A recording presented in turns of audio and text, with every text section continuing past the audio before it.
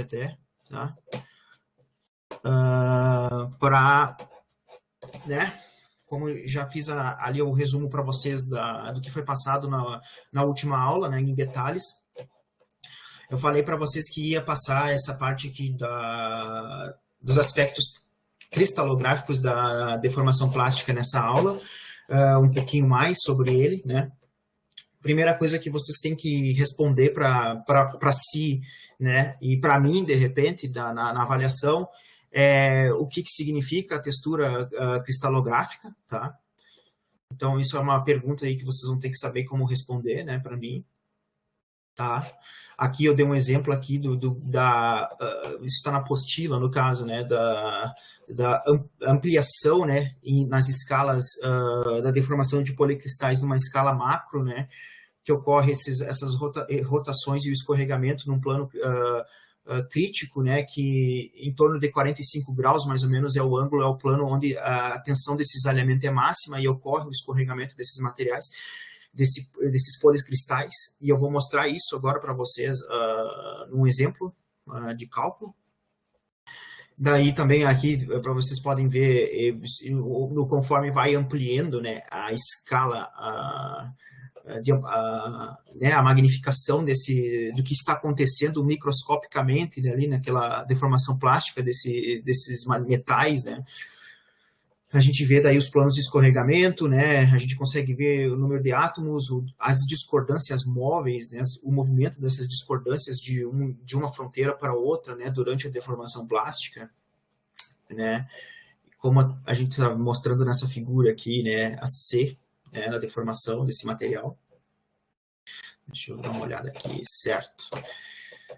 Então, mais uma vez, né? Eu saliento para vocês que a textura cristalográfica, né, na verdade são diferentes orientações policristalinas, né, que são causadas pela deformação plástica e que através disso geram diferentes campos de tensões no material, né, e devido a essa orientação preferencial, tá? Na primeira aula que eu falei para vocês lá sobre o aspecto da anisotropia, a ideia que vocês têm que... Essa é a ideia da anisotropia em si, né? Que vai modificar devido a essa condição de textura.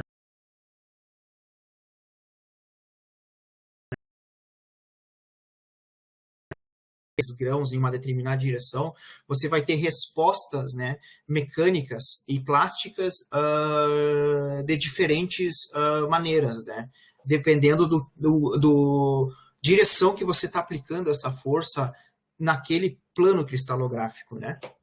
Então, a ideia da textura cristalográfica é justamente essa, né? Ela antecede aí o aspecto da anisotropia, né? Que se você for, digamos, aqui eu vou fazer um desenho esquemático aqui, vamos ver se eu consigo, com a minha canetinha, né? Você tem uma curva aí de tensão e deformação no material, tá? Se você tem o material ele tem, por exemplo, chapas que são laminadas, ele de empanquecamento, os grãos eles ficam orientados, né, numa determinada direção, né, quando ocorre a deformação, né, digamos aqui que seja um processo de laminação, tá? E esses grãos que estão aqui, que passaram, né, por esse laminador, né, digamos que isso aqui seja chapa, tá? Certo? É horrível porque eu preciso treinar essa caneta. Eu estou usando uma caneta agora para fazer meus esquemas, né? E é horrível porque tem que treinar, tem que ter treino para conseguir fazer um desenho perfeito. Mas um dia eu chego lá. O que acontece, né? Como eu falei, você deforma plasticamente esse material, né? Que está entrando aqui nesses rolos, né? De laminação. E tem um determinado raio, vai ter um determinado ângulo, né? Que depois vocês vão ver nas aulas de laminação como é que você determina as melhores condições para que ocorra o melhor processo. O que ocorre é que se você vai aplicar uma tensão, por exemplo, nessa direção aqui, depois, né? Você retira uma amostra desse material laminado aí, tá? E você vai aplicar uma tensão em diferentes, aqui 90 graus, aqui 0 graus, tá? E aqui 45 graus. Você vai ter uma resposta na curva de escoamento desse material, que é a tensão de formação ali, né? De diferentes maneiras. Uma vai ter a condição de maior tensão máxima, né? Que é possivelmente, né, normalmente os materiais que possuem, não, 90 graus não, peço desculpa, 0 grau desse plano de deformação plástica durante o ensaio de tração. Você vai ter menores tensões de escoamento também, né, variando esse plano aí, digamos que seja 45 graus, ou maiores, com diferentes comportamentos plásticos, né, elastoplástico, né, na microestrutura desse material, nas tensões desse material. Isso é uma consequência dessa textura cristalográfica. Então, quando você vai trabalhar com conformação de chapas, por exemplo, que vocês vão ver na última parte desse conteúdo da disciplina, vocês vão ver que a anisotropia é muito importante para você entender. Aqui, digamos que é 90 graus. A deformação é plástica em uma direção menor, dependendo da direção dessa deformação plástica. Tá? O que vocês têm que ter ideia é que vai mudar as propriedades mecânicas, né, conforme a deformação, conforme a textura cristalográfica desse material, que a gente define, né, em macroescala como anisotropia. Tá? Então, você tendo isso como base, você consegue entender como as chapas vão se conformar plasticamente em diferentes condições de aplicação de força. Se você vai aplicar um processo de embutimento, que existe deformação plana no estado de tensões, você vai formar diferentes tipos de orelhamento na região onde fica o prensa-chapas. Aqui, deixa eu fazer um desenho aqui. Isso aqui seria duas matrizes, tá? E essa aqui é a chapa que está sendo embutida, tá? Para a formação de digamos que seja aí um cartucho de munição ou uma... deixa eu ver aqui, desenho horrível, pelo amor de Deus. Ou uma própria latinha de refrigerante aí que você está fazendo a estampagem dela, né? A anisotropia ela vai gerar diferentes... Aqui é o punção, tá? E essa aqui é a chapa, tá? Que tem uma espessura X, né? E esse o estado de tensão nessa região aqui é plana, né? É igual a 0, né? Então ela vai ter diferentes estados de tensões em outros planos, tá? De escorregamento. O que acontece é o seguinte, o que acontece é que você vai fazer com que essa chapa tenha diferentes... a gente chama de orelhamento, né? Na indústria, que ocorre nessa chapa aí, dependendo da direção que você está aplicando, que você cortou essa chapa aí para fazer esse processo aí de embutimento profundo. Então você tem que conhecer a anisotropia dessa chapa justamente para ver como é que vai ser o grau desse orelhamento, quais são os ângulos, né, que eles vão gerar, e se isso vai acarretar no final da conformação desse produto embutido aí uma melhor qualidade, né, nesse estampo. Então, a importância da anisotropia está direcionada a isso em processos de conformação mecânica, em como vai se direcionar a deformação plástica desse produto. Eu vou detalhar melhor para vocês isso na parte de conformação de chapas. Aqui é só para vocês terem uma ideia da importância que é a textura cristalográfica, né, no entendimento do papel da conformação mecânica. Tá? Deixa eu minimizar aqui. Tá, vamos lá, perfeito. Passar aqui para o nosso próximo slide. Né? Então, como eu falei para vocês, né, que o deslizamento ele começa, né, que essa tensão, né, de cisalhamento crítica resolvida, né, ela ocorre sobre um plano de deslizamento, como vocês estão vendo aqui, digamos, um ensaio de tração que está sendo aplicado. Ela ocorre mais ou menos, a sua tensão máxima seria mais ou menos no ângulo de 45 graus, certo? E aí, como eu havia dito para vocês, deixa eu botar aqui na minha... Deixa eu ver aqui minha brincadeirinha aqui. Um minutinho.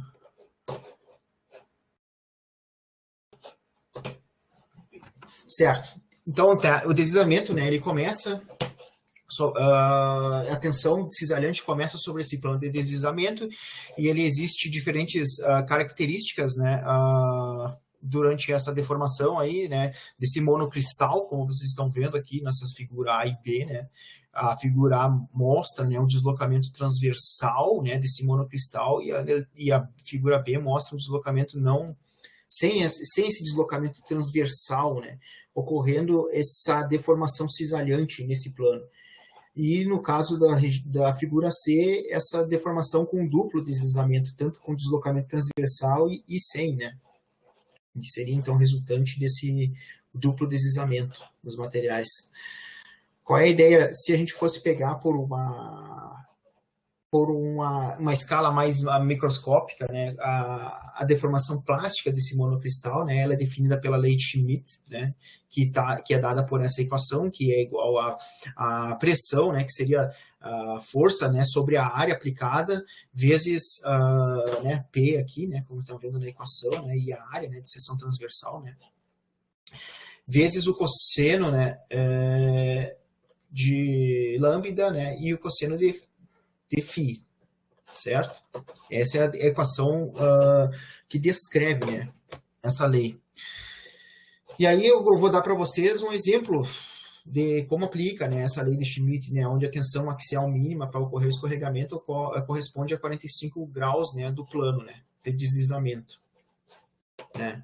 Digamos, né, que um cristal simples de níquel, né, tem a tensão crítica cisalhante resolvida de 5,7 megapascal, ou seja, a partir dessa tensão aqui, né, aqui a gente está pensando em um cristal, né, claro que o material ele é policristalino, né, então ele tem uma tensão maior que a gente enxerga, né, em macroescala, né, que as tensões para que ocorra ali a deformação plástica, né, ela é muito maior, mas como a gente está trabalhando em uma escala micro, né, em um monocristal, essas tensões aqui são permissíveis dependendo do plano cristalino que esse material tem. No caso, o níquel, né, ele tem uma estrutura CFC, tá?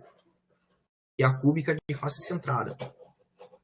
Tá? Então, se a carga em tração é aplicada no valor de 13,7 megapascal, aqui é um P maiúsculo, tá? Acho que na hora de redigir ficou pequeno, ao longo dos planos de direção, né, 001, em uma célula unitária, no caso, como eu falei para vocês, uma célula unitária cúbica de face centrada, digamos. Então, qual vai ser a tensão de cisalhamento nesse cristal para que ocorra, nesse caso, né, né, sendo a tensão aplicada nessa direção, né, de 0,01, né, para que ocorra o escorregamento do cisalhamento desse cristal nesses planos de 1, né, com as direções de 0, menos 1 e 0. Como fica em módulo, né, porque os planos cristalinos, eles são... a gente pega sempre um plano como base, mas na verdade, como eu falei, são vários, né? São policristais, então você lineariza esse plano, né?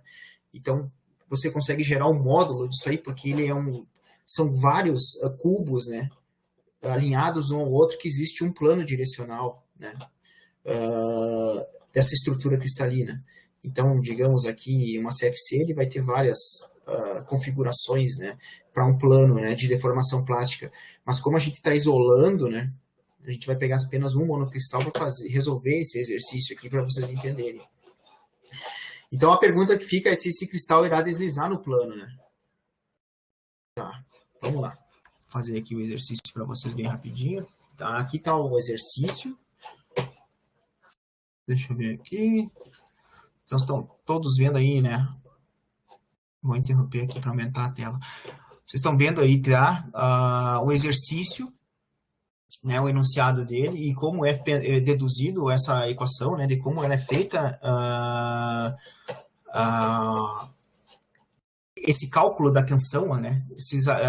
Crítica, né? Desse cisalhamento crítica resolvida, né? De como ela é calculada se a gente pensasse num plano cristalino aqui de cúbica de face centrada. Como eu falei para vocês, a cúbica de face centrada, ela tem a maior, ela exige menor tensão, né, para que ocorra deformação plástica, justamente por essa gama, por essas possibilidades, né, que o plano tem de escorregar né? Se a gente tem impedimento em um lado, ele tem na mesma, a 45 graus, ela tem outras chances, né? Outros caminhos, né, para que ocorra deformação plástica, né, suavizando, né, a passagem dessas discordâncias devido ao tipo de plano que a estrutura cúbica de face centrada possui para que ocorra a deformação plástica. Então, partindo, né, desse pressuposto, a gente tem aqui, né, a tensão de cisalhamento crítica resolvida, né, a equação, e a gente pode ver aqui, né, que há um plano cúbica de face centrada, onde tem esses dois componentes de ângulo, né, o ângulo φ aqui e o ângulo que seria o lambda. Lembrando lá, né, de cálculo, né, de como calcula os vetores, né, dessas tensões que são geradas nesses planos cristalinos, a gente tem, né, como definição que o cosseno, tá, né, como a gente está vendo ali, né, do ângulo, né, que está sendo aplicado na deformação desse plano, desse cristal, no caso aqui, como a gente está vendo aqui, né, aqui é o plano de direção, tá, e o plano de escorregamento, no caso aqui, vocês estão vendo, né, que é 1, né, o plano de escorregamento, e aqui, no caso, seria, né, para onde está caminhando essa tensão, né, que ficaria, então, 0 aqui, né, o 1 com traço e 0, né, se a gente fosse espelhar, então, por isso que a gente faz o módulo, tá, desse plano cristalino. Então, a gente tendo isso aí, a gente consegue definir que um é A e o outro é B, tá? E isso é o quê? Então, que o cosseno do ângulo, no caso, né, ele é definido como A vezes B, certo? Vezes o módulo, tá? De A vezes B. Tá? Tendo como base isso aqui, né, do cálculo, a gente consegue definir a tensão crítica resultante que esse material, desse cisalhamento crítica resultante que esse material vai ter, através dessa expressão aqui, né, que vai ter como a tensão aplicada no valor de 13 megapascal, né, que seria a força sobre área na equação aqui, seria esse valor aqui, né, a tensão que foi de 13,7 megapascal, né, ela é vezes a multiplicação, né, ela é vezes a multiplicação desses vetores, né, que ficaria de 0, né, vezes menos 1, né, mais 1 vezes 1, né, que seria o nosso A, tá? E isso é dividido pela raiz quadrada de 1 ao quadrado vezes a raiz quadrada de menos 1 ao quadrado mais 1 ao quadrado. Isso aqui a gente vai multiplicar por B, no caso, né, nessa decomposição dos planos, né, 1 vezes 1, 0 vezes 0, né, mais 0 vezes 1, certo? Mais 1 vezes 1, né? Fazendo a decomposição desses planos aqui, a gente pode ver, então, que isso é igual a 1, é dividido por 1 raiz de 3. Beleza? Então, como resultado, a gente tem, se a gente utiliza isso aqui, essa equação deduzida por esses planos, né, esses ângulos desse plano de deslizamento, a gente tem o valor, né, de 13,7 megapascal, né, vezes 1 sobre raiz de 2, né, que é vezes 1 sobre raiz de 3, certo? Isso vai nos dar mais ou menos de resultado, tá, em torno de 5,59 megapascal. É mais ou menos isso aí o cálculo que dá se vocês pegarem e resolverem essa equação. Tá? O que significa isso aqui, né? O nosso exercício, que tem a tensão de cisalhamento crítica para esse cristal de níquel de 5,7 megapascal, significa então que possivelmente ele vai estar no limite, né, de deformação, porque ele é menor, né, do que 5,7 megapascal. Eu definiria isso aqui como haverá deformação, né, plástica desse cristal parcialmente, né? Porque é um valor muito próximo à deformação crítica lá, né? Que é o mínimo que a gente precisa para que ocorra a deformação plástica desse cristal, desse plano, né? Que esse plano se desloque, né? Durante a deformação. Então a gente diz aqui, a gente interpretaria esse resultado aqui como um valor praticamente igual ao valor crítico, né? Ele é muito próximo. Matematicamente, ele resolve que, se a gente fosse pensar ali no cristal, a gente resolve que, não, o material ele vai suportar ali aquela tensão, ele não vai deformar plasticamente. Mas, no caso, se vai pensar num agregado policristalino, né, em grande escala, né, na deformação desse material, possivelmente haverá, né, uma deformação plástica desse policristal. Se a gente aumentasse essa tensão aqui, né, provavelmente um pouquinho maior, um pouquinho mais, né, digamos aqui fosse 14,7, já teria a total deslizamento desse plano cristalino em uma dessas direções aqui, né. No caso, a gente decompôs nessa direção, ele teria ocorrido a deformação plástica. Certo? Então, matando essa parte aqui, agora a gente pode passar, então, para o aspecto mais teórico aí da nossa disciplina, dos conteúdos de conformação mecânica. Aqui tem, né, uma figura mostrando aqui como a gente, como é pesquisado e como é analisado isso, né, na ciência, né, essa questão desse exercício que eu fiz para vocês aqui. Vocês podem ver aqui, né, eles fizeram um experimento aqui, que eles fizeram uma erosão dentro de um grão, ó. Vocês podem ver aqui que tem as fronteiras, o contorno de grão de uma estrutura cristalina, de um aço, e eles fizeram aí numa escala macro, né, eles conseguiram ver as tensões cisalhantes e resultantes, né, para dois tipos de pilares, né, aqui eles chamam de pilares, que seriam essas colunas aqui, né. E eles conseguiram pela microscopia eletrônica mostrar, né, aquilo que a gente havia mostrado aqui, né, o plano de deslizamento a 45 graus, né, que correspondente a 45 graus no plano, né, onde ocorre essa deformação do cristal, né. Eles mostraram aqui nessa figura, né, que a prova, né, que isso é real, né, em prática, né.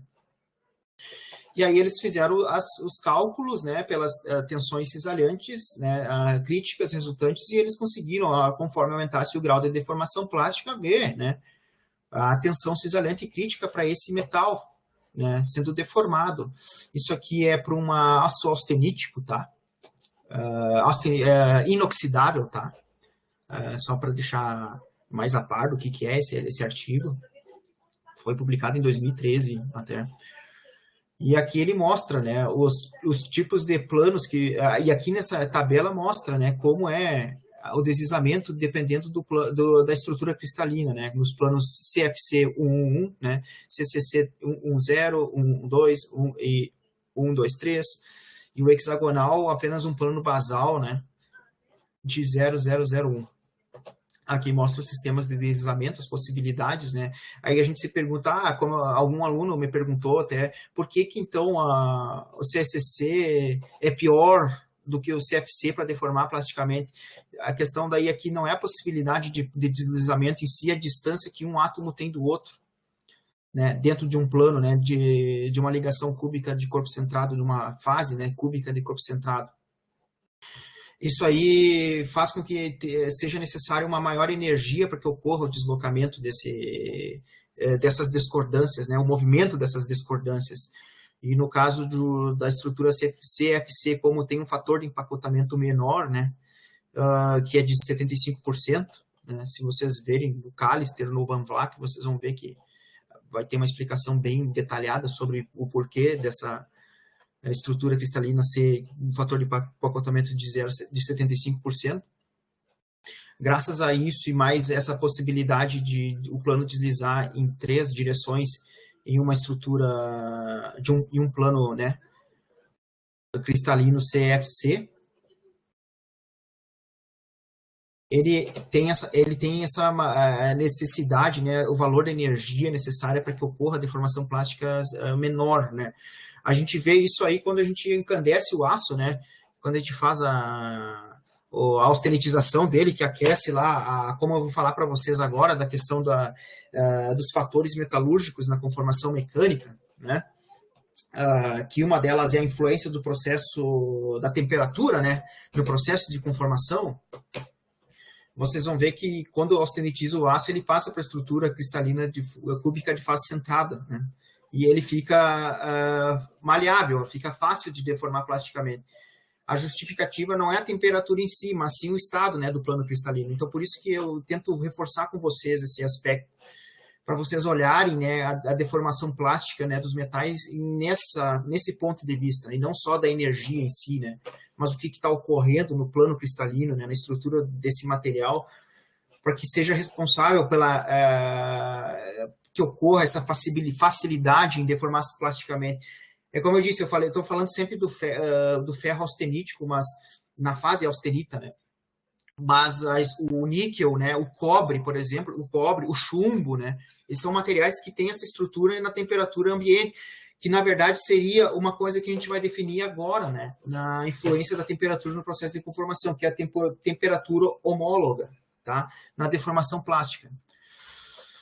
Aqui tem outro detalhe também que eu tenho que passar para vocês, que é a maclação, né?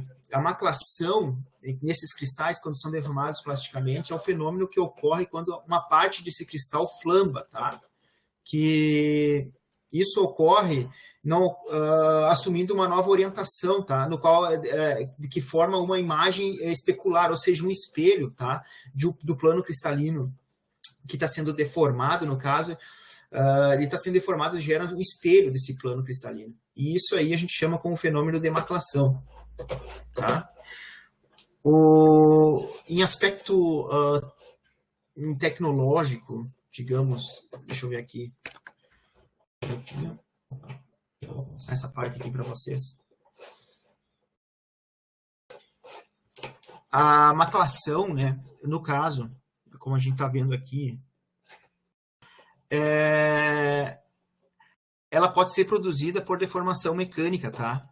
Como eu falei para vocês, é uma forma de gerar, né, de induzir os cristais, né, os grãos, no caso, os cristais, nesse caso aí, a essa forma de espelhamento, né? E ela é favorecida, digamos, em estruturas que têm a estrutura cúbica de corpo centrado, como o ferro, carbono em temperatura baixa, e as estruturas hexagonais compactas, como ligas de titânio e magnésio, elas são favorecidas por baixas temperaturas, tá? De conformação, só que em altas taxas de deformação. Então, você aplicando altas taxas de deformação, como havia definido para vocês nas aulas anteriores,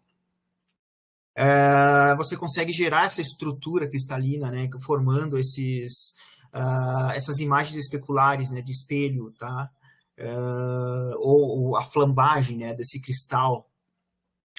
Nessa figura aqui também mostra uma representação esquemática do processo de poligonização, tá? Que seria o quê, né? Que seria o arranjo, né, das discordâncias que são geradas devido à deformação plástica. Aqui está dando um exemplo do monocristal, tá? Essas linhas aqui, esses pontos são as discordâncias desse material, né, em T. Quando você gera aqui, por exemplo, uma deformação plástica e aí você aquece esse material, tá? Que, digamos, seja um cobre, tá? Que tem a estrutura CFC, tá? Quando você acresce, que você faz o processo de recozimento, tá? Desse material, que é um aquecimento, você consegue fazer que gere subgrãos nessa microestrutura e esse processo de espelhamento na microestrutura, que também é uma maclação, tá? E isso favorece em vários aspectos, né, o material, né, como o aumento na resistência mecânica e, ao mesmo tempo, a ductilidade dele. Essa orientação dessas discordâncias, né, nessa poligonização que a gente chama, que, na verdade, é indiretamente a maclação, tá, dessa estrutura cristalina. Nesse caso aqui é para estruturas que têm cúbica de face centrada, tá, os metais, após o recozimento, ela tem essa característica, né? Quando você deforma, aí essas discordâncias elas ficam desorientadas, né, dentro de um plano.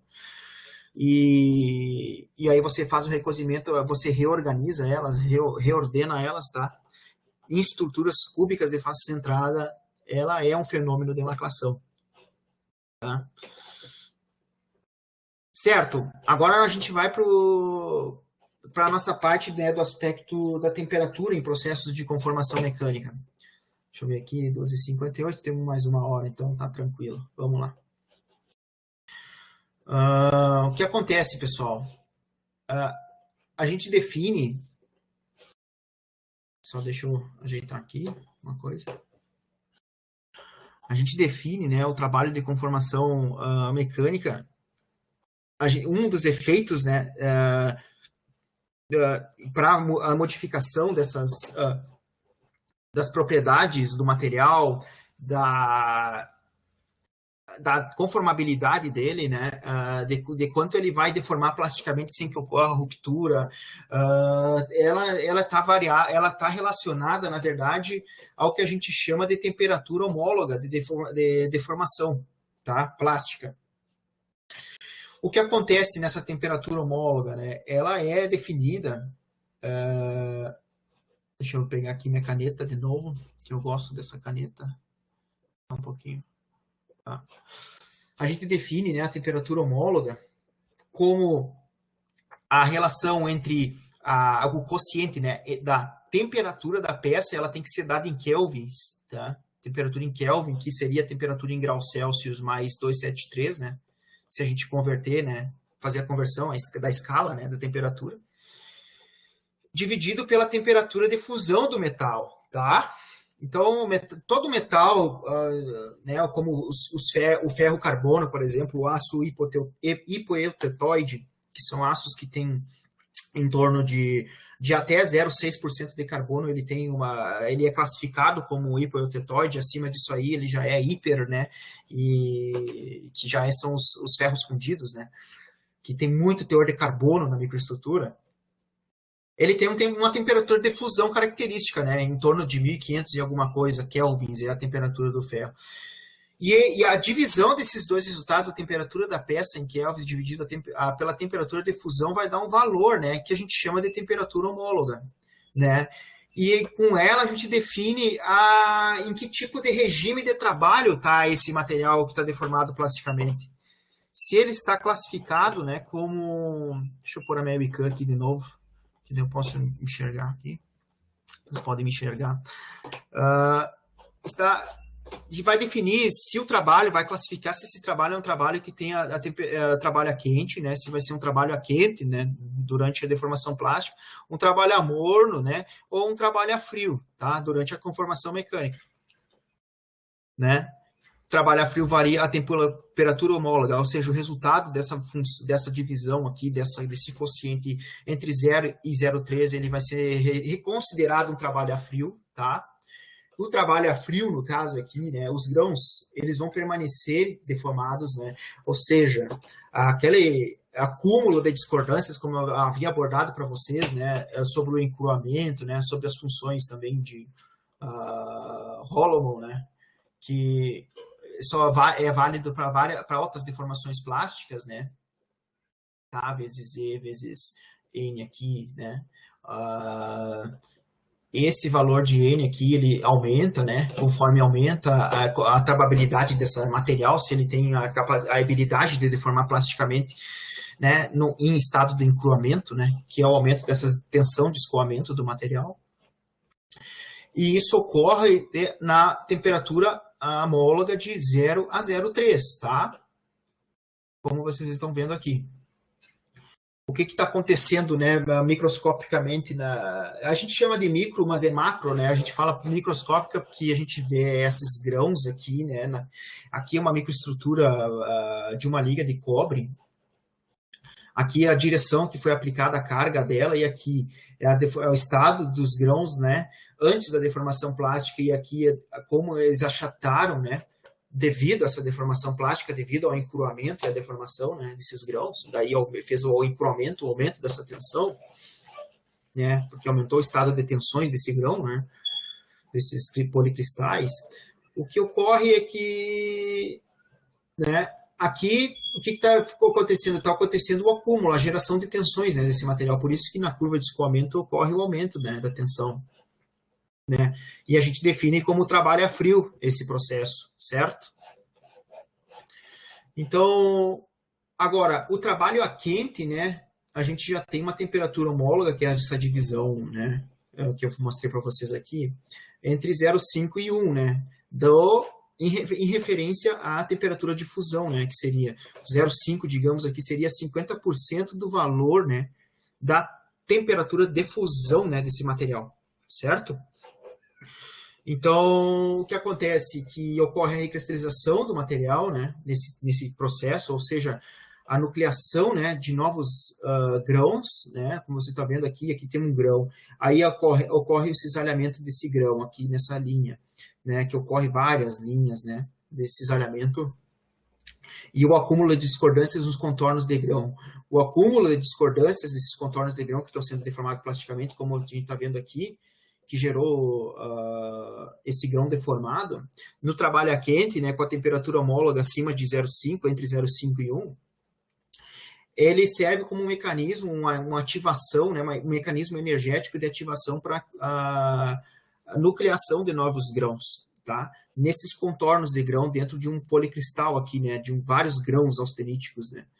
Essa nucleação de novos grãos aqui a gente chama de nucleação, tá? Por si só é a definição disso aqui, e que ocorre o processo de restauração da microestrutura, né? Como a gente está vendo nessa curva de escoamento, a resposta, né, dessa restauração da microestrutura na curva de escoamento é a perda da tensão. Ela tem um encruamento ali, como eu falei, inicial, parcial. Aí quando ocorre a nucleação, né, que seria mais ou menos essa região, que é a formação desses pescoços, né, desses colares sucessivos, no caso, né, na microestrutura, ele ocorre a restauração da microestrutura, e a restauração da microestrutura seria a nucleação de novos grãos. É como você imaginar, por exemplo, um amaranhado de bolhas de sabão e você mexer essa bolha de sabão, por exemplo. Quando você mexe essa bolha de sabão, né, devido a uma tensão, uma deformação plástica crítica, né, porque se você fizer isso aí numa velocidade de deformação e uma deformação muito baixa, você não vai fazer que ocorra o que eu vou dizer para vocês, que seria aquela redistribuição das bolhas, né? Se você pensar numa bolha de sabão, né? Essa redistribuição das bolhas, ela tem o mecanismo físico é o mesmo, né? O conceito físico disso aí para o aço, quando está encandecido, quando ele está trabalhando em altas temperaturas. Então ocorre esse processo de recristalização, né, do material. E ela diminui a tensão de escoamento, né? Porque ocorre a restauração dessa microestrutura durante esse trabalho de conformação. E o trabalho a morno, na verdade, nada mais nada menos que nessa região aqui, se a gente for ver das curvas, ocorre uma restauração parcial dessa microestrutura, mas ele também ocorre um encurvamento, né, um aumento de tensão desses grãos em comparação ao trabalho a frio. Só que no aspecto tecnológico, a vantagem de trabalhar em fazer conformação mecânica em trabalho a morno seria, nesse caso aqui, é que a gente tem uma redução da energia, da força necessária, né, do tensão vezes área, né, da tensão do material. Você diminui a força porque você diminui a tensão do material, né. E aí, dessa forma, a gente consegue, nessa faixa entre 0,3 e 0,5, ter uma energia para processar o material menor, né, porque existe essa recuperação parcial da microestrutura, que pode estar envolto aquela poligonização que eu falei para vocês antes em estruturas cúbicas de face centrada, que seria a reorientação desses material, essa reorganização das discordâncias, né? E essa reorganização das discordâncias é também um mecanismo responsável pela redução dessa tensão residual que esse material tem ali durante a deformação plástica. Então, esse trabalho é intermediário, né? O trabalho a frio e a quente, ele tem como vantagem tecnológica durante a conformação mecânica. Certo? Então, aqui a gente pode ver em uma curva de escoamento, né, efeito da temperatura de conformação, aqui para um aço de baixo teor de carbono, tá?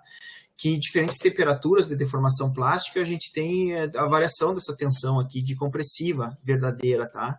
Isso aqui possivelmente foi um ensaio de compressão, né, de um cilindro. né, como eu mostrei para vocês na aula passada. E em diferentes temperaturas, o que ocorre? Ocorre essa transformação né, alotrópica do ferro-carbono de ferrítico, né, o ferro alfa para o ferro gama, né, essa transformação aqui numa faixa de temperatura, aqui está mostrando 900 graus, 912, certo? Ocorre o que? Essa transformação de cúbica de corpo centrada para cúbica de face centrada, né, então ocorre a diminuição dessa tensão aqui, tá? Então, acho que vocês já estão bem familiarizados com isso, que eu tenho repetido várias vezes sobre essa importância, né, da alotropia do ferro-carbono e a temperatura, né, essa transição que ocorre. Muito cuidado quando você for deformar plasticamente nas regiões de temperatura entre 300 e 500 graus Celsius, por exemplo, que é uma região abaixo disso aqui, dessa diagrama que eu estou mostrando aqui, porque ocorre a fragilização azul, que a gente chama, que é a criação de óxido de ferro na superfície desse material, que tem uma coloração azul. E essa fragilização azul aí, ela diminui a trababilidade desses materiais em conformação mecânica. Por isso que tem que ter muito cuidado em trabalhar, se você quer, por exemplo, beneficiar um material para conformação mecânica, se você quer trabalhar nessa faixa entre TF e TM, aqui de temperatura homóloga, você tem que ter muito cuidado com essa faixa de temperatura, porque essa faixa de temperatura ela vai estar entre esses valores aqui, né? E você tem que cuidar porque vai ter essa fragilização na microestrutura, que por consequência vai diminuir a conformabilidade desse material, devido a essa formação desses óxidos, né, na superfície. Nesse caso aí do ferro-carbono, tá? Então, essa curva aqui mostra bem um exemplo, né, da temperatura de conformação, o efeito que ela tem, né, para deformabilidade. Outros, daí aqui a gente mostra, né, então a questão da recristalização, né, que são esses fatores que afetam a restauração da microestrutura, né, que a gente pode ver em resumo, né, que os principais fatores que afetam é a quantidade mínima de deformação prévia, né, então quanto mais deformação você aplica nesse trabalho, você a energia de ativação para que ocorra a recristalização quando você faz o processo de recozimento desse material, que é o aquecimento lá, para fazer o alívio das tensões dele, né? É menor, você precisa de menor, né? No caso, se você atingir, né? Se você aplicar maiores deformações, tá? Fica aqui está bem destacado, né? Quando você cria a maior deformação prévia nesse material, você consegue gerar, você precisa de menor energia, né? Ou seja, uma menor força motriz, como a gente chama, que no caso aqui a temperatura, tá? Para que ocorra a recristalização desse material, ou seja, a restauração dessa microestrutura aí que pode beneficiar nos aspectos de deformabilidade ou de propriedade na ductilidade, né, no alongamento dessa material aí, ser benéfico, né, a recristalização. Então, quanto maior a temperatura, maior o tempo necessário para que ocorra essa recristalização, tá? Outro aspecto. Quanto menor, desculpa, aqui é menor, tá? Porque você está tendo menos força motriz, né, que seria esse mecanismo de movimento atômico, essa agitação atômica, né, nos átomos para que ocorra essa restauração da microestrutura. Então, se você diminui a quantidade de energia para que isso ocorra, que a gente define aqui na forma de calor, né, a temperatura, você vai precisar de mais tempo para que isso ocorra, esse processo, essa cinética de transformação. Por isso que existe uma equação lá, que é a equação de Abraham, que lhe dá uma senoidal, né, que define essa taxa de nucleação, né, durante a transformação metalúrgica desse material. Aqui vou colocar 0,5 aqui, que seria 50% dessa taxa. Digamos aqui para a recristalização completa que esse material vai ter durante esse processo de restauração da microestrutura. Existe em função do tempo, uma isoterma, né, de transformação, tanto para transformação de fases quanto para a recristalização, né, do material. Então, quando você aumenta, quando você diminui a temperatura, você precisa que essa curva ela vai se deslocar para a direita, né? Você vai precisar de mais tempo para que ocorra essa transformação cinética recristalização, tá, do material. E se você aumenta a temperatura, você faz o ao contrário, né? Você diminui, né, essa cinética. E ela vai ter ali por diferentes parâmetros, diferentes características dessa curva, né? Que não vão ser abordadas aqui, né, nessa parte do conteúdo. Mas que é muito interessante para vocês terem uma ideia gráfica do que acontece se você gera mais força motriz, né, que pela temperatura, né, para que ocorra esse processo de restauração na microestrutura. Certo? Então, outro fator aqui que é interessante é a adição de elementos de liga, né? Também eles tendem a aumentar essa temperatura, ou seja, de recristalização, porque ele retarda o processo difusivo que tem, né? Por vários aspectos que a gente da metodologia física, né? Como o ancoramento, né? Que ocorre, que seria, a gente chama de Zener pinning, né, que é o ancoramento, por exemplo, desses contornos de grãos ali que vão querer restaurar, né, digamos que tem as duas fronteiras ali, existe um elemento substitucional entre esses contornos de grão ali, que seriam esse elemento microligante, digamos, né, esses elementos de liga, a gente chama de aços microligados também, tem os aços microligados, eles retardam essa cinética de restauração da microestrutura aí, né, que favorecem o encruamento que esse material vai ter em vários aspectos e propriedades mecânicas, ela vai beneficiar, né, esse retardamento devido a esse ancoramento que ocorre, né, devido a essa partícula que está entre a fronteira desses grãos aqui. Digamos aqui seja 2 grãos, né, e essa fronteira existe uma partícula. E essa partícula aí, ela vai gerar tensões aqui, né, trativas e compressivas que vão impedir que ocorra o processo difusional, que retarde o processo difusional da coalescência, né, da transformação que vai ter aqui entre os dois extremos, né, as duas interfaces, no caso aqui, pela difusão, né. Os elementos de liga, na verdade, eles estão entre isso aí. Esses, digamos aqui, para o processo de restauração nos contornos de grão da microestrutura. E isso gera um retardo nessa transformação cinética, que é um efeito também, tá? Que, no caso, faz com que seja necessário para que ocorra a dissolução, né, desses particulados, que pode ser elementos à base de ligas de titânio, ligas de tungstênio, titânio, níquel, elementos de liga que podem ser misturados com ferro-carbono, eles vão ser ali substitucionais, né, nesse plano cristalino. Você precisa de maior energia para que ocorra a solubilização dele, né? Essa é a definição técnica do que está acontecendo nesse retardamento, né, por causa da difusão durante a recristalização do material. Aqui tem uma figura, né, que mostra bem bonitinho, né, a questão da temperatura homóloga, né, entre as faixas de temperatura que ocorrem no aspecto metalúrgico, né, de transformação desses materiais, né, que você tem, então, no caso, alterações na resistência, né, ductilidade da microestrutura durante, né, esse caso aqui, o trabalho a frio, né, conforme você vai aplicando a deformação plástica, você vai aumentando, né, então, encruando o material, né. Aí, diferentemente do processo de trabalho a morno, que você tem uma restauração parcial da microestrutura, então ele tem uma queda de tensão, mas daí ele aumenta a ductilidade dele aqui, como está dizendo, né? Porque no caso aqui você está aumentando a tensão e está diminuindo a ductilidade, né, desse material, que seria a capacidade desse material deformar plasticamente após o encruamento, né?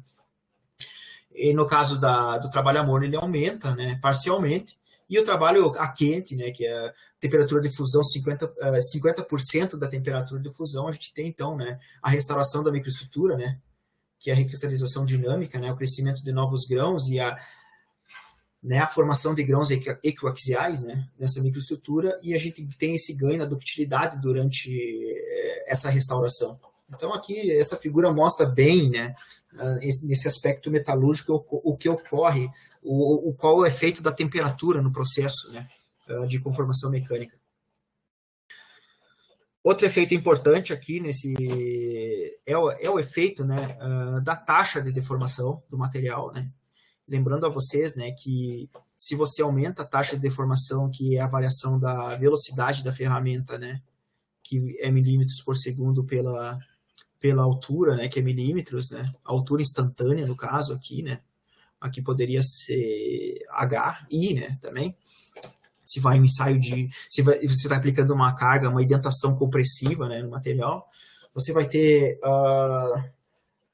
um valor, né, que vai nos dar em segundos na menos 1, que é a taxa de deformação, e ela vai influenciar, né, no escoamento do metal, né. Então, como eu falei para você, se você aumenta a taxa de deformação para o mesmo material, para uma mesma condição de temperatura, digamos, né, uma temperatura constante, se você aumentar a taxa de deformação, você vai aumentar a tensão do escoamento desse material. Vai precisar de mais energia para deformar plasticamente esse material, né, por causa desse efeito da taxa, da frequência, né, desses cristais que estão sendo deformados plasticamente, né.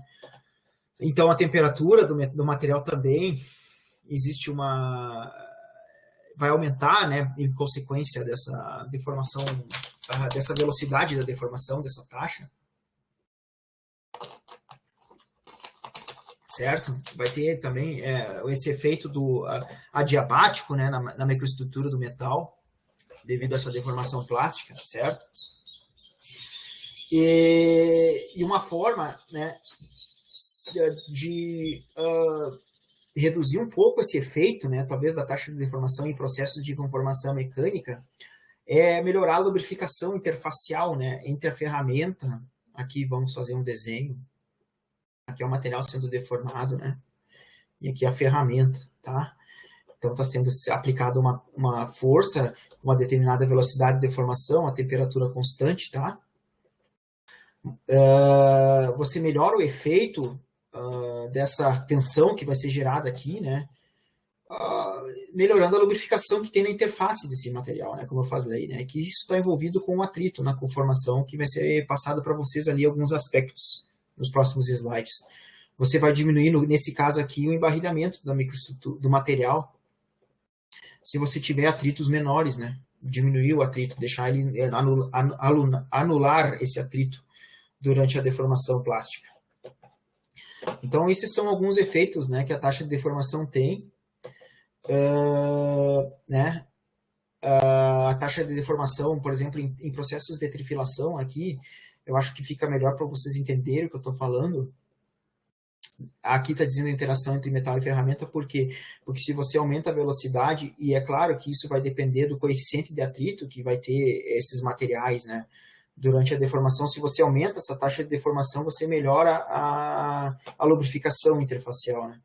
Porque você dá menos tempo para que esse material fique ali, né, cisalhando, né, entre um e outro, devido a essa velocidade de deformação maior, né? Durante o processo aqui, nesse caso aqui, em processos de trifilação, por exemplo, que existe essa compressão, né, interfacial com a ferramenta e a peça.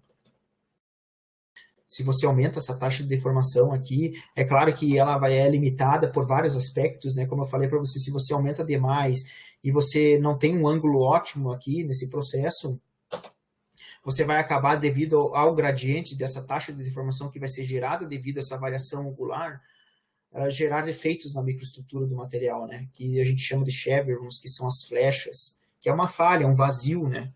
É um defeito de fabricação que pode ocorrer nesses processos se você não adequar essa taxa de deformação. Então, ela, ao mesmo tempo que ela tem um benefício de melhorar a lubrificação durante esse escoamento, ela pode excessivamente também gerar esses defeitos.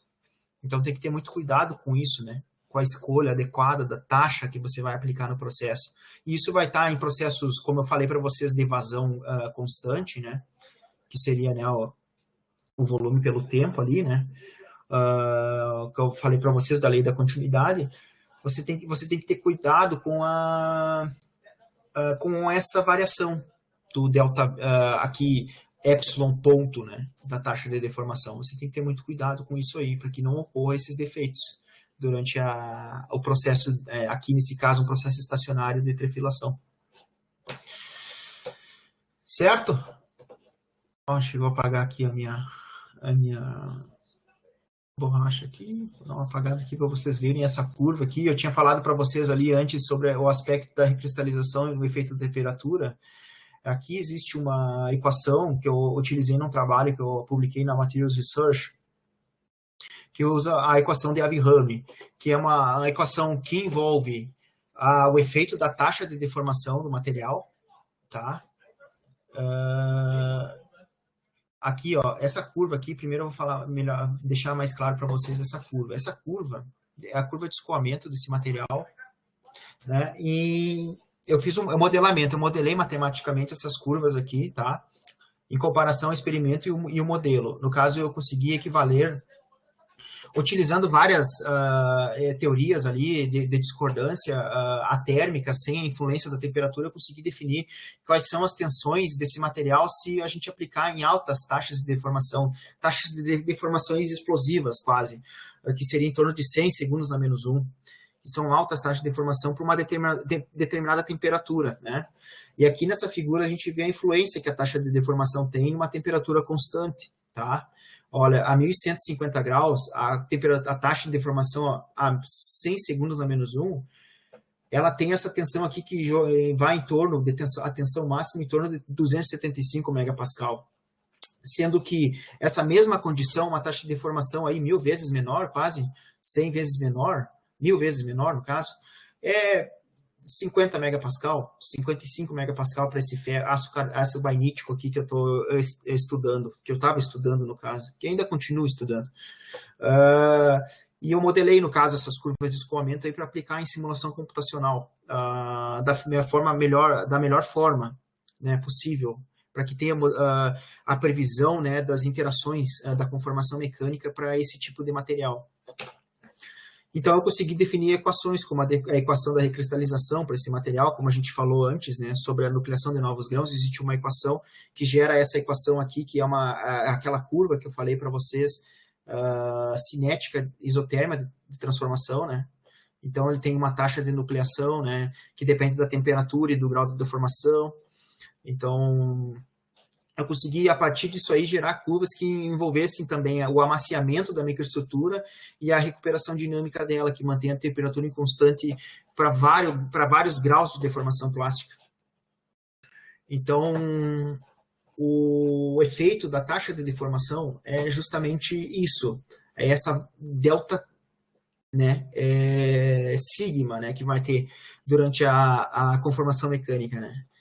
Então, o escoamento desse material, seja ele a quente, a morno e a frio, como a gente definiu agora, ele vai ter a tendência de aumentar ou diminuir conforme a velocidade que você está aplicando, né, na deformação. A velocidade dessa deformação plástica, ou taxa, né, de deformação. Certo? Vamos lá, então. Aqui, só que essa taxa de deformação existe dentro dela uma sensibilidade, né? Ela existe uma sensibilidade que ela vai variar nessa figura aqui também, que está nesse artigo que foi publicado. No trabalho a quente, nesse caso aqui, né? A gente está trabalhando aqui a 1150 kelvins, né? Que seria 850 graus Celsius, tá? E eu fiz diferentes taxas de deformação, nesse caso aqui, que variou de 0,1 a 5 segundos na menos 1, tá? Que o logaritmo de 5 segundos na menos 1 fica aí em torno de 0, mais ou menos, quase próximo a 0. Que é uma velocidade que ficou, então, em torno de 500 vezes maior, né, do que a velocidade de 0,1 segundos na menos 1. Aqui, num grau de deformação plástica constante, né, em um ponto eu gerei essa curva de superfície, no qual eu peguei essa figura porque mostra perfeitamente para vocês a influência que a sensibilidade da taxa de deformação tem na deformação, na geração das curvas de escoamento dos materiais, né? No qual a gente usa essa equação aqui, que ela é bem parecida com a equação de Holomon, né, que eu mostrei para vocês no trabalho a frio, só que ela está dependente da taxa de deformação e desse coeficiente M, que no caso aqui eu defini como ômega na minha publicação, porque eu já tinha usado o M para outras coeficientes nesse artigo aí. Mas a gente define de padrão mesmo M, tá? Para esse coeficiente de taxa de deformação. Que nada mais nada menos que o logaritmo da tensão, tá? Do material dividido pelo logaritmo da taxa de deformação dele. Com isso a gente consegue esse coeficiente M, tá? E com ele a gente consegue determinar a variação das tensões de escoamento desse material, utilizando relações de Zener, que envolvem a energia de ativação para que ocorra a recristalização dinâmica, como eu falei para vocês antes, desse material em trabalho quente, né? A gente pode usar essa equação global aqui, né, para fazer essa relação matemática, onde beta, na verdade, é o quê? O beta, na verdade, é a energia de ativação do material, que a gente chama como Q, pela constante dos gases ideais vezes a temperatura absoluta, tá? E esse parâmetro aí também, a temperatura absoluta está aqui, mas ele está sendo multiplicado por R no caso, tá? Isso aqui é uma relação que, se a gente multiplicar ela pela taxa de deformação, ela vai nos dar um parâmetro que a gente chama de parâmetro Zener, que na verdade é o ajuste da tensão de escoamento, é a tensão de escoamento desse material ajustada pela taxa de deformação e pela temperatura, tá? Então, para concluir a explicação dessa figura, é que se você diminui aqui a temperatura, né, você ao mesmo tempo está diminuindo, se você está aplicando uma taxa de deformação muito maior, né, porque se você está aplicando uma taxa de deformação menor, mais baixa, como vocês estão vendo nessa curva aqui, você está aumentando a sensibilidade nesse caso. Nesse caso aqui, para uma temperatura de 850 graus Celsius, 1150 kelvins, ela diminuiu, tá? Essa sensibilidade. E ela foi aumentando conforme aumentava a temperatura, né? Como vocês estão vendo. Então, a gente tem que considerar que isso aqui é para um determinado grau de deformação plástica. O que é isso aqui numa curva, né? Eu vou desenhar bem pequenininho aqui para vocês se situarem depois que vocês verem de novo essa apresentação. Que dentro de uma curva de escoamento aqui, digamos que a quente, tá? É uma taxa de deformação 1 aqui, E1, e aqui a taxa de deformação E2. Né? Aqui é 0,5, tá? Digamos que seja um grau de deformação plástica nessa temperatura aqui. Eu estou pegando desse ponto aqui essa sensibilidade que está plotada nessa curva de superfície, certo? Então, o que acontece, pessoal? O que acontece é que eu tenho a sensibilidade. E essa sensibilidade, o que ela acarreta? Ela acarreta nessa variação da tensão do material. Né?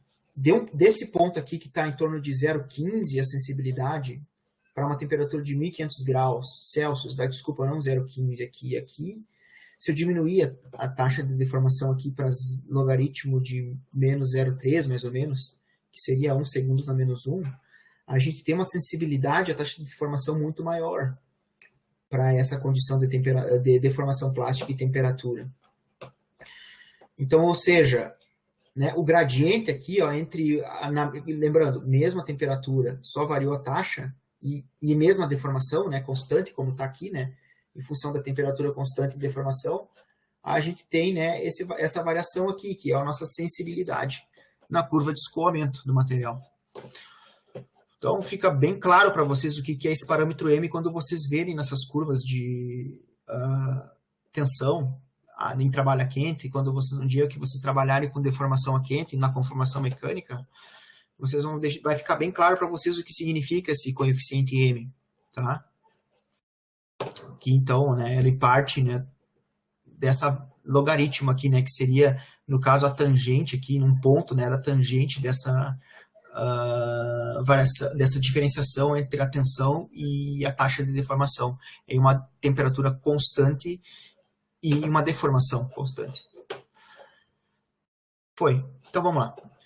Outro efeito também que é importante na conformação mecânica é o fibramento, né, mecânico, né? Então, o fibramento mecânico ele não pode ser confundido com textura cristalográfica, que foi que a gente falou sobre a anisotropia, tá? Que produz, né, no caso, a anisotropia, né? O que o fibramento ele causa, né? Que seria nesse efeito macroscópico durante a deformação dos grãos, né? Num processo de conformação mecânica aqui em etapas de forjamento, por exemplo, de um garfo. O fibramento, no caso, ele vai fazer com que ocorra o aumento na resistência desse material nas direções das exigências, né, desse produto em determinada aplicação. certo? Como, por exemplo, a ductilidade, a tração, né? As propriedades como a fadiga, a tenacidade, a fratura, né? Elas são melhoradas, no caso, com esse fibramento que é gerado durante a deformação plástica. Uma vez que vocês já têm a noção, né, de textura cristalográfica e agora fibramento mecânico, vocês conseguem entender o porquê, né, desses efeitos, né, por causa do encruamento localizado, né, porque naquela região ali vai ter um aumento da tensão necessária para que ocorra a deformação daquele ponto, né, determinado daquele produto ali conformado. Aqui nessa figura aqui, né, a gente está vendo, na verdade, aqui nesse ponto, aqui nessa figura B, aqui, ele apresenta ser... Tem duas direções onde o material foi conformado, ó, né, que depende da anisotropia dele, como eu falei aqui, está mostrando uma direção longitudinal e uma direção transversal de como esse material está sendo conformado.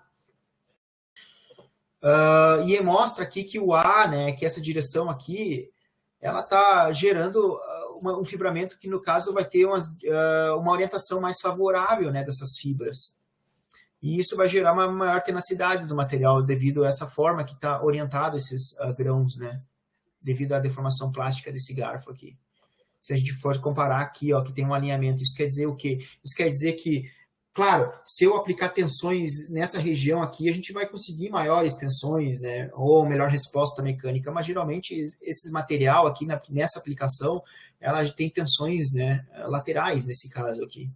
E a gente vê que a textura, aqui o fibramento, ele está linear nesse caso aqui, ele está transversal, né, à aplicação dessas tensões aqui.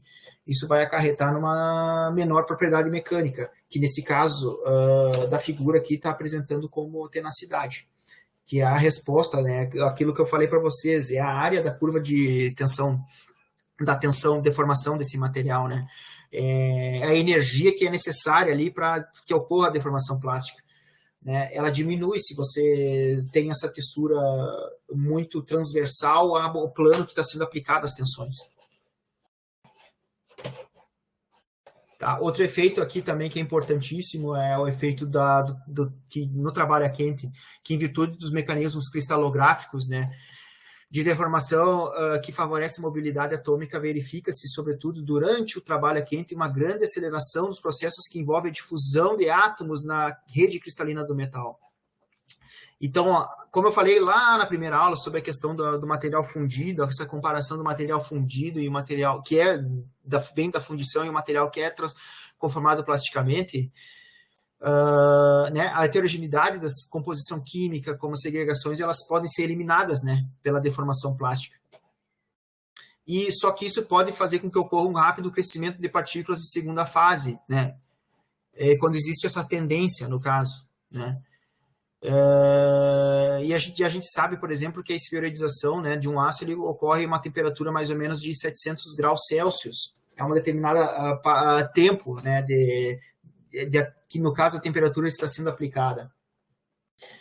E aí o que seria, né, essa estrutura esferoidizada? Seria, na verdade, o coalescimento, né, desses grãos ferríticos e os carbonetos, que tem o coalescimento desses carbonetos na microestrutura, gerando uma estrutura esférica.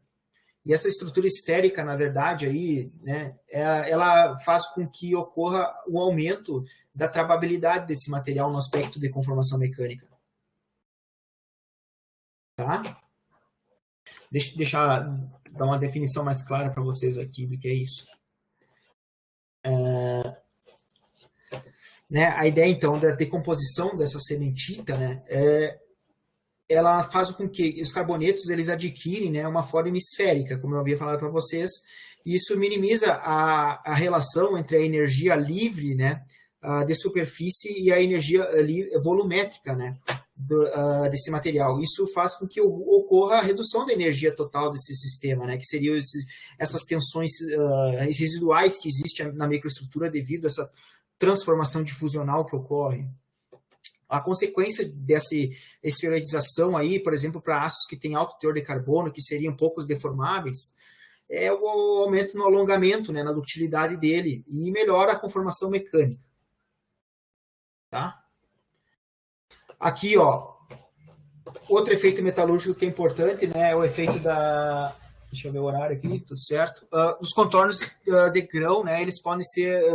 eles são fontes de geração de discordâncias, certo? No material. Esses contornos de grão que vocês estão vendo aqui, eles são geradores de discordâncias. Mas eles também representam, né, esses contornos barreira para o movimento dessas discordâncias.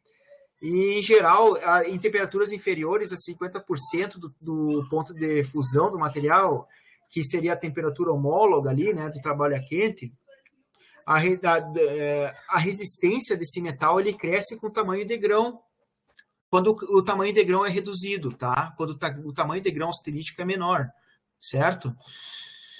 E essa relação ela é conhecida como ela é uma relação de Hall-Pettit, que a gente chama, tá? Na metalurgia física, certo? Onde o D, no caso aqui, ele é o diâmetro desse grão, tá? E essa tensão aqui é a tensão de fricção interna que esse material possui. Desses grãos possuem uma tensão de fricção, tá? Cisalhante. E esse valor de K é uma constante, tá? Que a gente chama de...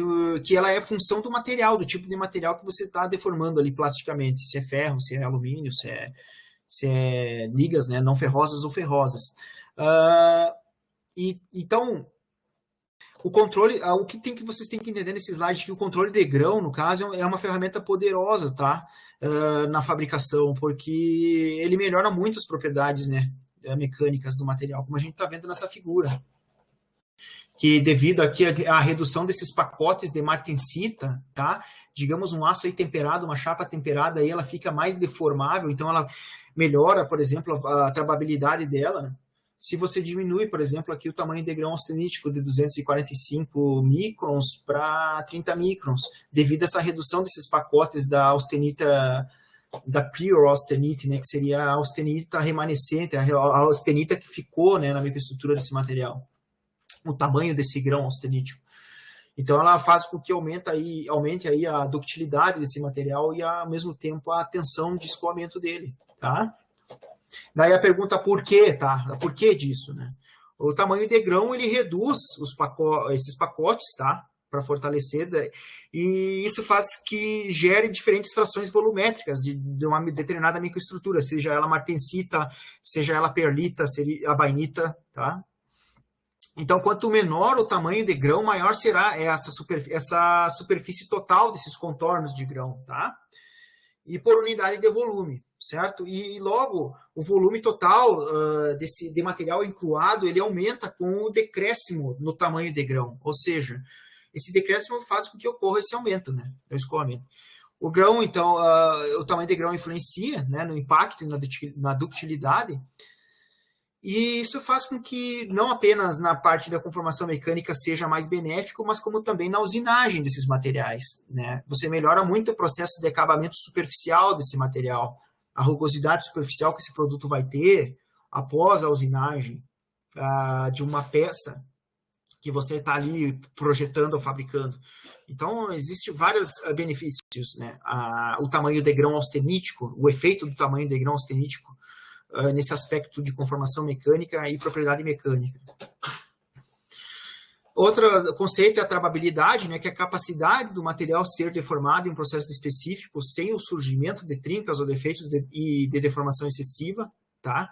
Então, a quantidade de deformação plástica até o rompimento, ela é um conceito de travabilidade, conformabilidade, vocês vão ver em forjamento, forjabilidade, tá? E isso ocorre em processos de conformação que vão ocorrer em fraturas dúcteis, né? Então,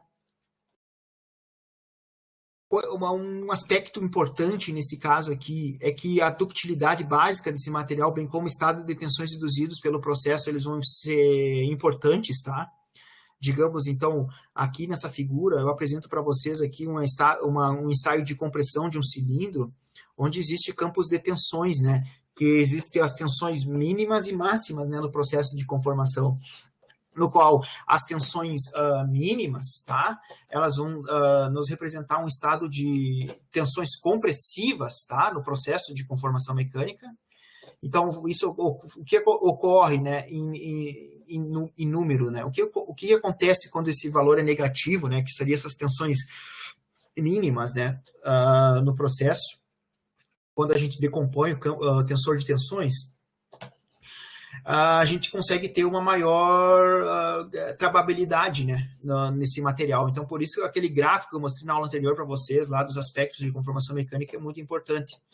Que o estado de tensões compressivas, ela sempre vai ser maior, né, aqui compressão e aqui tração, né, naquela curva lá que eu mostrei para vocês, né, a gente vai conseguir uma deformação plástica muito maior no material, né, se for em campos trativos. E existe um critério, né, de trababilidade que é muito comum, que é o critério de Crocroft e Lathan, tá? Crocroft e Lathan. E aí, no caso, ele define esse estágio de fratura dúctil, né, que pode ocorrer previsivelmente através desses critérios, tá? Segundo esse critério, no caso, tá? Para se iniciar essa fratura dúctil, que é que vocês estão vendo aqui nesses desenhos, nessa figura, em dois tipos de processo a frio ou trabalho a quente, tá? O trabalho, né, no componente de tensão trativa local mais alta tende a atingir, né, esse valor crítico, certo? Então, o que isso significa, como vocês estão vendo nessa simulação aqui, ó, que eu fiz no ensaio de compressão? Que os campos de tensões, quando são trativas, elas são positivas nesse caso, tá? E a gente está vendo aqui que o material tende, então, a ter maior falha devido à travabilidade dele nesse estado de tensões trativas, que estão positivas nesse caso aqui, em comparação, né, ao estado de tensões compressivas, que está, por exemplo, no meio desse corpo de prova. Então, nessa região aqui que ocorre o estiramento, né, ela tem o efeito da tração, né, das tensões trativas desse material. Então, aqui nessa região, ela tende a ter a maior falha, conforme o grau de deformação plástica que você está criando, né, nesse material. Aqui, num recalque, né, de 2 cilindros, por exemplo, aqui vocês estão vendo 2 figuras que mostram bem o que é esse critério, né. E esse critério, para materiais a frio, por exemplo, ele depende muito de N, como eu falei para vocês, do coeficiente de encruamento do material.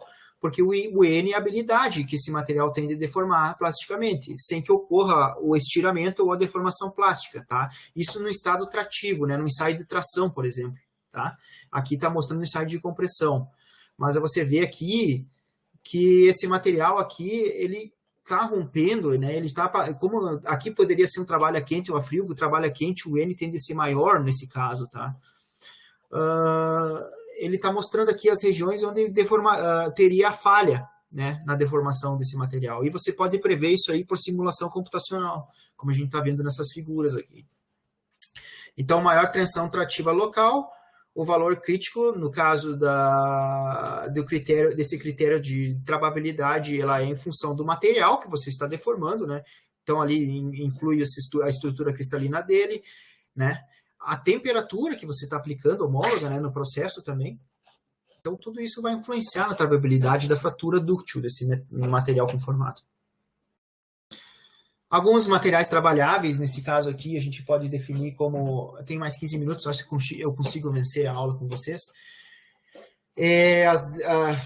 É difícil de estabelecer um limite mínimo, né, para ductilidade, então ligas de pouca ductilidade, como o ferro fundido, por exemplo, bismutos, são trabalhadas por tensões compressivas, né, então por isso que eu reforço a vocês que o estado de compressão de tensões compressivas é muito importante na conformação mecânica, até para viabilizar o processo de conformação de ferro fundido, por exemplo.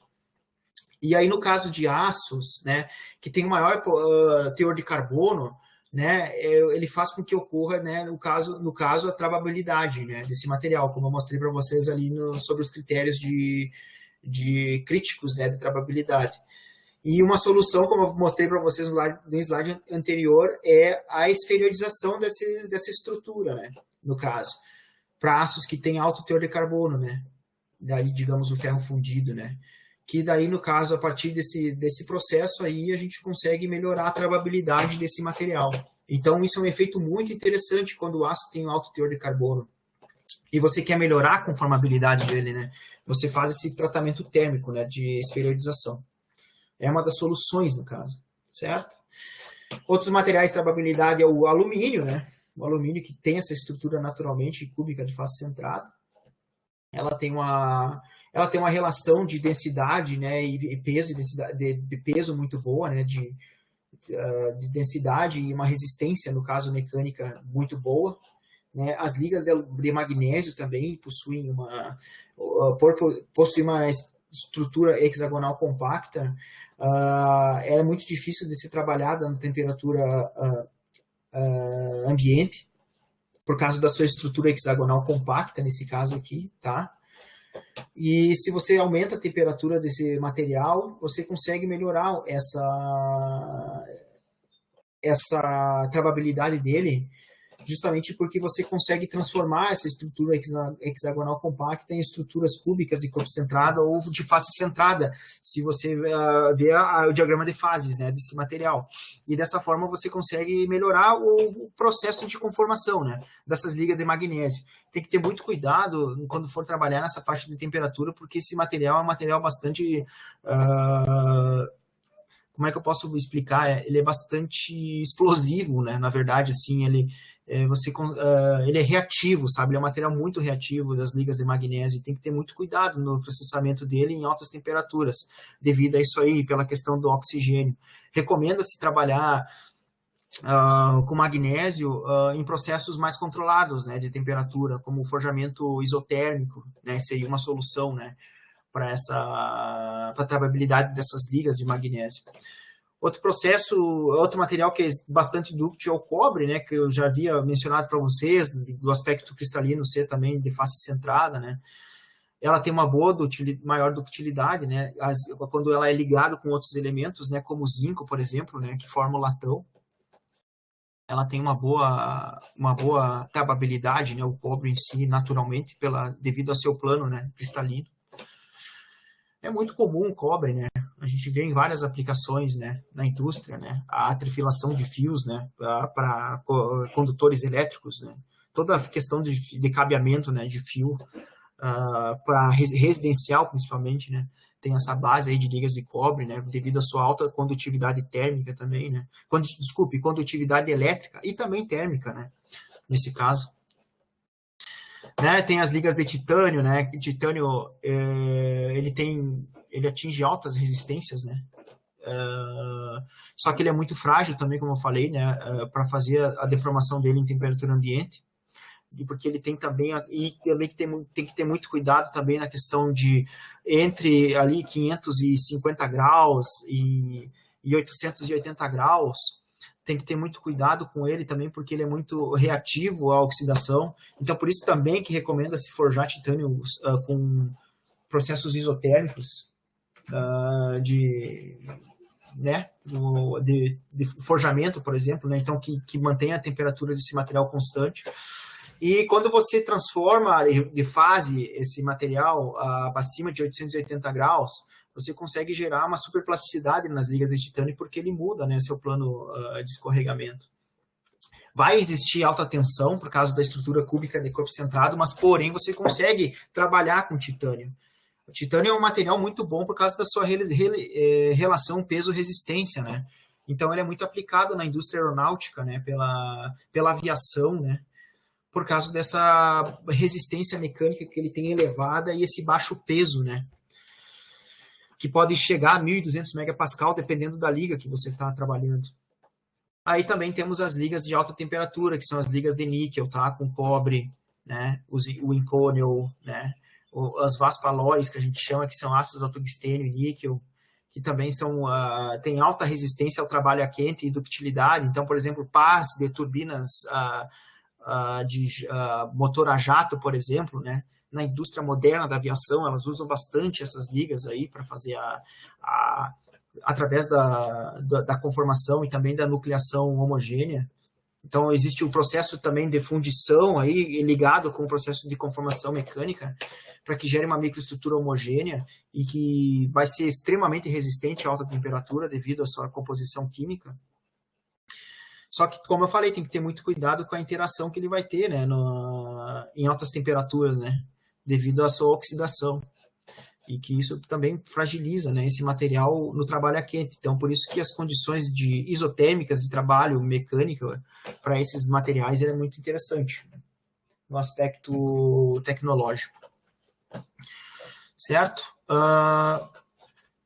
Outra coisa que é importante agora na parte da mecânica da conformação, deixa eu ver, eu acho que eu vou ter que parar com vocês, né, pessoal? Porque nós já estamos quase no nosso fim de aula aqui. E eu acho que eu tenho mais algumas coisas para terminar.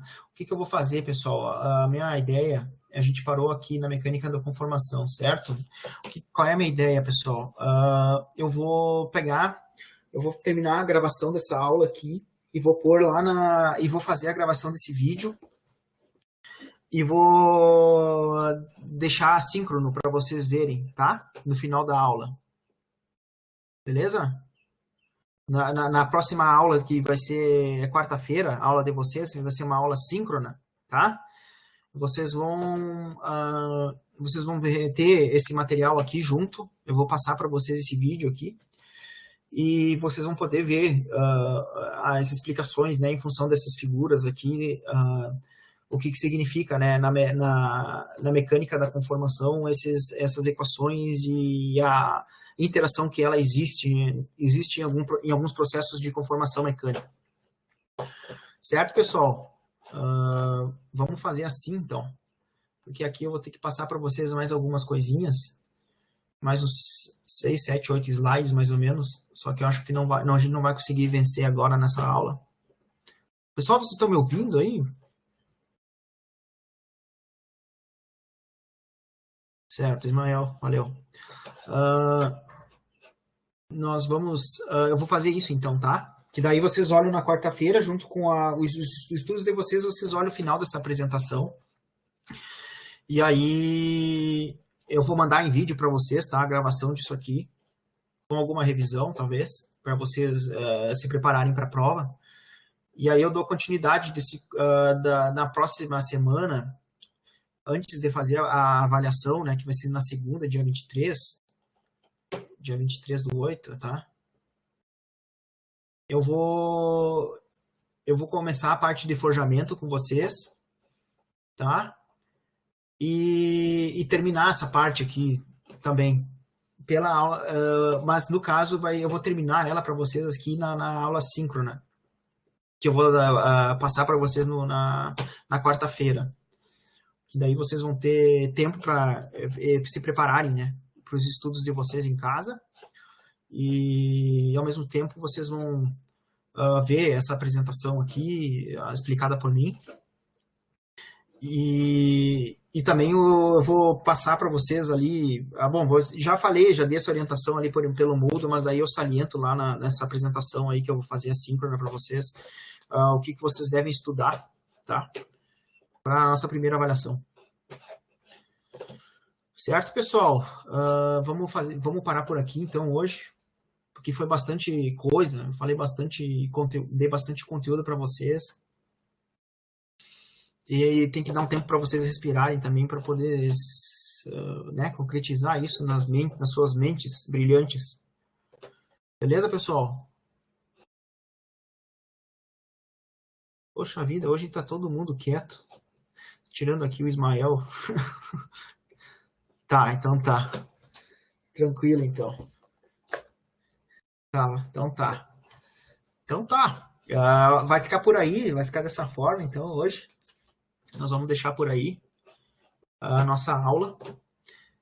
E aí eu vejo vocês então na próxima semana, tá? Porque nessa quarta-feira eu não vou estar ao vivo, certo? Vai ser assíncrona daí a nossa aula. Então tá. Então eu vou encerrar a gravação aqui. Então a nossa aula se resumiu, tá? Nessa parte aí de materiais trabalháveis, nos critérios de ductilidade, na ductilidade, alguns efeitos metalúrgicos, tá? E a parte da tensão de cisalhamento crítica resolvida de um monocristal. Então foi isso que a gente tentou, que eu abordei com vocês nessa aula. E fica então para a próxima aula aí o fim dessa parte, né, desse conteúdo e a aplicação do nosso primeiro teste, né? Como eu vou terminar a primeira parte desse conteúdo na aula síncrona com vocês, vocês vão estar preparados para a nossa avaliação que vai ser dada para vocês na segunda-feira às 9h30 da manhã, né? Então vai começar às 8h20 a aula e às 9h30 da manhã eu vou deixar a avaliação lá no Moodle para vocês fazerem as questões dissertativas. Ah, desculpa. Nossa, eu acho que confundi de novo aqui com essa turma. É que eu tenho a turma de quinta e a turma de quarta. Não, a nossa turma aqui, né? A turma de quarta-feira, tá? Tem segunda-feira. E segunda-feira é às 2h20 da tarde, certo? Então, vocês vão ter às 13h30, tá? 15h30, a avaliação, certo? Eu vou dar meia hora para vocês pensarem, olharem, resolver, estudar, se preparar como vocês acham, né, adequado, para que vocês consigam resolver esses exercícios. Essas questões aí que eu vou passar para vocês. Pode ser, mande. Eu não sei qual é o grupo que vocês têm aí, mas mande, avise aí os colegas que não estão presentes. Não esqueçam de fazer a chamada.